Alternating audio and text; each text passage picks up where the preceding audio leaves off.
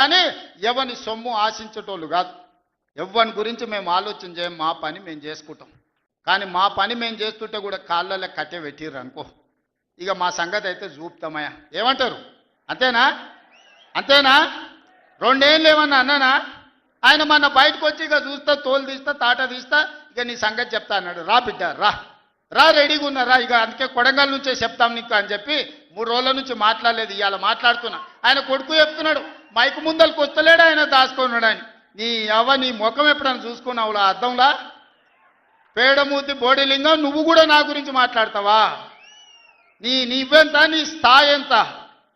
అయ్య పేరు చెప్పి బతికటోనివి నువ్వు, ఆంధ్రలో గుంటూరులో గుడివారిలో చదువుకున్న నువ్వు, నీకేం తెలుసు తెలంగాణ గురించి, మా పౌరుషం గురించి? నువ్వు కాదు, మొత్తం నీ జాతినంతా తెచ్చుకో. ఎట్లా తెచ్చుకుంటావు? ఏడికి రావాలనో చెప్పు. మా ఊరు అన్నారా, మేమన్నా మీ ఊరికి వస్తాం. ఎవడు భయపడుతుండో సంగతి తేలుస్తా. వెనకటికోసారి చెప్పిన గిట్లనే గజ్వేల్కి వచ్చి చూడు అని చెప్పిన, గజ్వేల్కి వస్తా బిడ్డ, నీ నెత్తి మీద కాలు పెట్టి తొక్కుతా అని. గజ్వేల్కి లక్షలాది మంది కార్యకర్తలతో పోయినాం, కాలు మీద పెట్టి తొక్కితే పాతాళానికి పోయిన మళ్ళీ ఇప్పటి వరకు తేలలేదు. ఇవాళ చెప్తున్న మీడియా మిత్రులారా రాసుకోండి, 2029 ఎన్నికల్లో 2/3 మెజారిటీ మన సీట్లు ఒకవేళ 119 ఉంటే 80కి పైగా సీట్లతోని 2029లో మా ప్రభుత్వం ఏర్పాటైంది.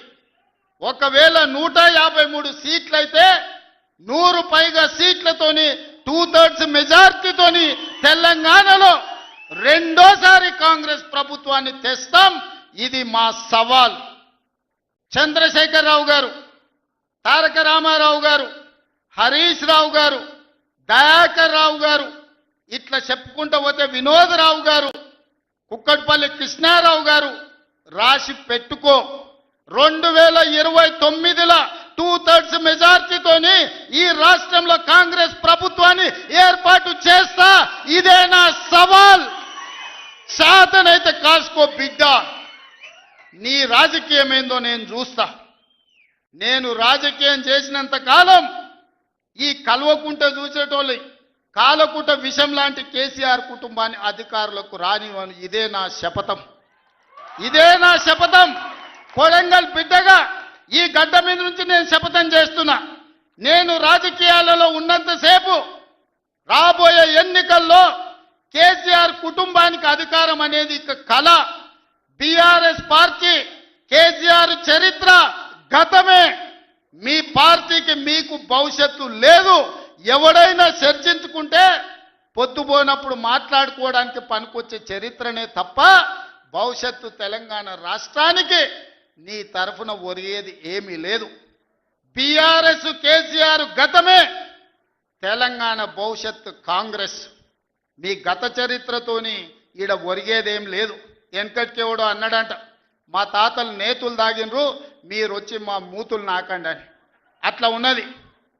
నిన్ను అసెంబ్లీలో ఓడగొట్టినాం, పార్లమెంట్లో గుండు సున్ని ఇచ్చినాం, మన కంటోన్మెంట్లో బండకేసి కొట్టినాం, మొన్న జరిగిన జూబ్లీహిల్స్లో బోడబండలో బండ కింద వాతి పెట్టినాం. నిన్నగాక మొన్న జరిగిన సర్పంచులల్లా 12,726లో 8,335 సర్పంచులను గెలిపించుకున్నాం. సిగ్గు లేదు, ఇన్నిసార్లు ఓడగొట్టినా ఇంకా సిగ్గు లేకుండా బయటకు వచ్చి కింద పడ్డ పైకాలు నాదే అని వెనకటికి ఓడో అన్నాడట.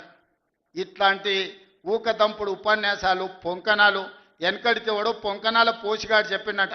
నాకున్నాయి 3 ఏళ్ళు కానీ 36 దొడ్లు ఉన్నాయని చెప్పిండట. ఇవన్నీ కళ్ళు కాంపౌండ్లో చెప్పుకోవడానికి బాగుంటాయి, కాలక్షేపం చేయడానికి. కళ్ళు కాంపౌండ్ మాటలు మాట్లాడకండి తండ్రి కొడుకులు. ఇవన్నీ మేము చూసినాం. శాతనైతే రాండి, ఏందో చెప్పు, దాని ప్రకారం చేద్దాం. 29లో తేల్చుకుందాం ఇవాళ చెప్తున్నా. కాబట్టి ఇప్పటికైనా చంద్రశేఖరరావు గారు, మీ వయసుకు గౌరవిస్తాం, మీ అనుభవానికి గౌరవిస్తాం. ప్రతిపక్ష నాయకుడు నీకు హోదా ఉన్నది. శాసనసభ సమావేశాలు ఏర్పాటు చేసినాం. 29 నుంచి చర్చలు రాబోతున్నాయి. 29 నాడు నువ్వు అడిగి ఎన్ని రోజులు సభ జరుపుదామో, నువ్వు అడిగినన్ని రోజులు అసెంబ్లీ నడిపిస్తా. నువ్వు చెప్పిన అన్ని చర్చ పెడదాం, ముఖాముఖి చర్చ చేద్దాం. వెనకంగా మాట్లాడు వెనక్కి కూర్పుడు కాదు. నీళ్ల మీద మాట్లాడతామా, నియామకాల మీద మాట్లాడతామా, నిధుల మీద మాట్లాడతామా, తెలంగాణలో జరిగిన అభివృద్ధి మీద మాట్లాడతామా, రైతు భరోసా మీద మాట్లాడతామా, రైతు రుణమాఫీ మీద మాట్లాడతామా, లేకపోతే ఆడబిడ్డలకు ఇచ్చిన ఉచిత బస్సు మీద మాట్లాడతామా, లేకపోతే నువ్వు ఏం కోరుకుంటావో చెప్పు, షాదీ ముబారక్ మీద మాట్లాడతామా, కళ్యాణ లక్ష్మి మీద మాట్లాడతామా, ఇందిరమ్మ ఇండ్ల మీద మాట్లాడతామా, దేని మీద మాట్లాడతామో చెప్పు, నేను సిద్ధంగా ఉన్నా. చర్చిద్దాం, దేశానికి ఆదర్శంగా నిలబడదాం, సమస్యల మీద మాట్లాడదాం, ఎవరు ఏం చేసినరో చెప్పుకునే అవకాశం కల్పిస్తాం.